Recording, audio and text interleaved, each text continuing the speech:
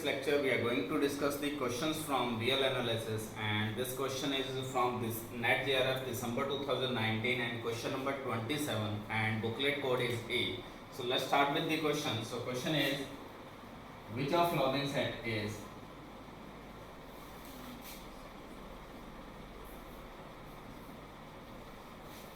countable set?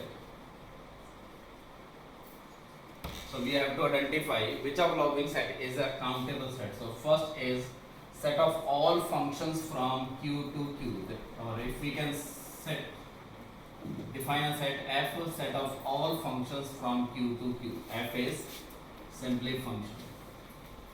Second option is set of all functions from F, set of all functions from Q to 0, 1. We set with the two element. F is again function. And third option is set of all functions from Q to set 0, 1 such that or which vanishes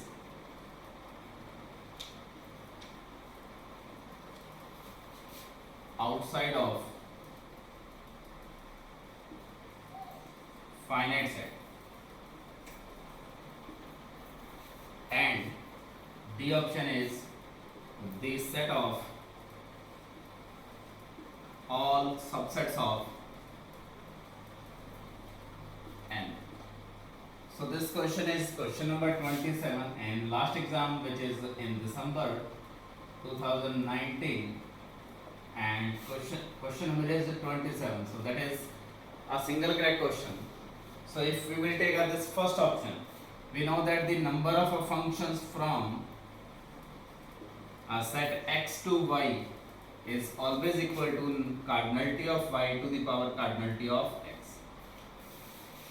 So in first option, the cardinality of A is the same as cardinality of Q whole power cardinality of Q, and Q is countable set, that is alif naught whole power alif naught, and which is equal to C. So this first set must be a uncountable set. We have to identify the set which is countable. And again in second case, the cardinality of A is 2 to the power alif naught, which is again uncountable number. So second one is also uncountable. And the D option, the cardinality of a power set of a natural number is again 2 to the power alif naught, which is again C. So D option is also false.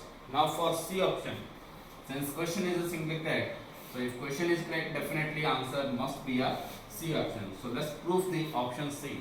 So in C option, we have to prove that A is a set F function from Q to 0, 1, or F is function such that F of A or F of alpha is 0 for all alpha belongs to X complement, where X is a subset of Q and X is a finite set.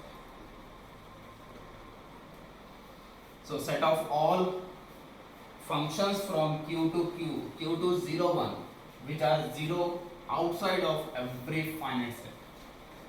So we have to identify whether the set is countable or uncountable set.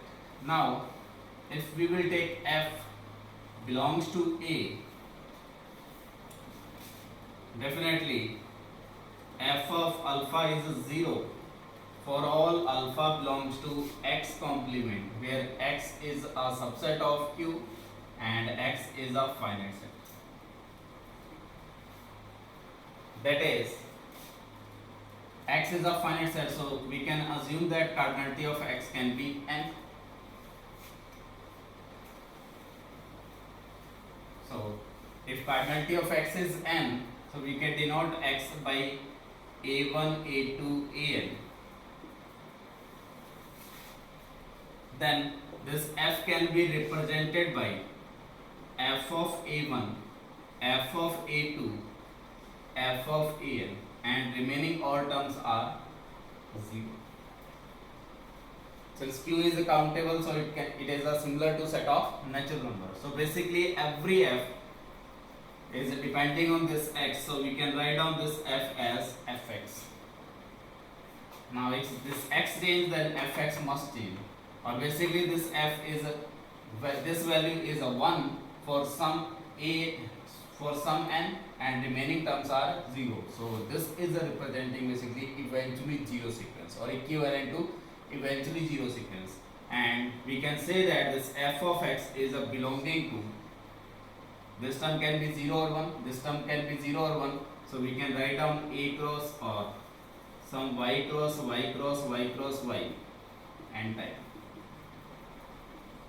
So with respect to every x, this f of x belonging to y cross y, and cardinality of y is 2, that is choices for fx is a finite, since number of element in y cross y is 2 to the power n.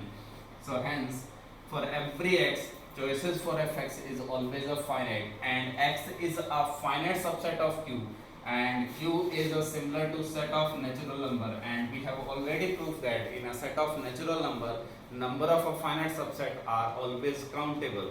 So hence the choices for x is also countable, and with respect to every x there are finite number of choices for fx, and we know that the countable union of a finite set is always countable. So this set basically countable union of a finite sets, hence C option is true and remaining all are false option.